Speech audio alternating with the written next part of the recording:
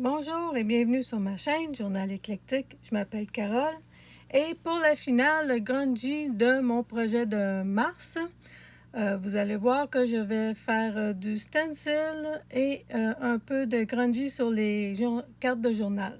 Puis ici vous voyez, j'ai mis aussi un petit topper sur le devant du journal. Alors, pour mon choix de stencil, j'ai décidé d'y aller avec quelques formes de base et ce stencil que vous voyez du Dollarama qui va me servir pour faire des petites fleurs de lys puis des lisières un peu partout. Et quand j'ai décidé de faire le côté grungy du journal, j'ai aussi décidé d'y aller avec si je manipule ce journal, où est-ce que la saleté s'accumulerait plus vite et où est-ce que la saleté, dans le fond, irait pas. Alors, j'y étais avec un peu de stencil qui s'efface, qui va de très pâle à très foncé, donc un dégradé dedans.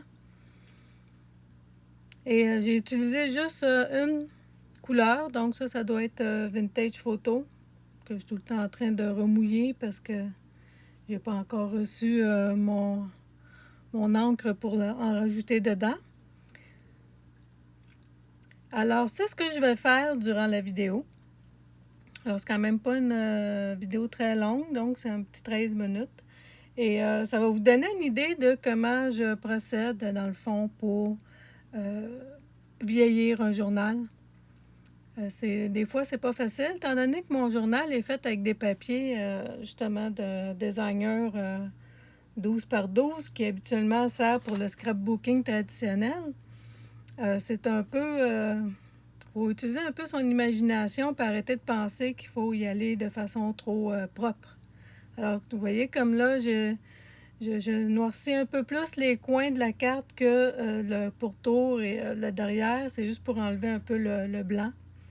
Alors, en rétrospection, si on peut dire, je commencerai par mettre un fond, soit tout teindre mes papiers de scrapbooking ou faire un stencil ou quelque chose d'autre, peut-être du jolly printing à l'arrière.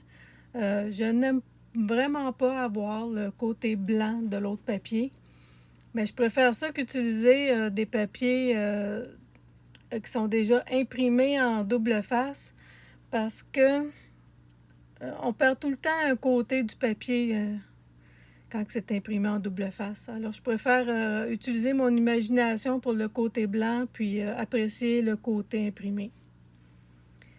Alors là-dessus aussi, je ne sais pas si vous pouvez voir, sur mes petites tags à la droite, je me trouve à avoir aussi placé des épingles à linge en forme d'ampoule. Donc, il y a comme une espèce de rond au lieu d'être droite.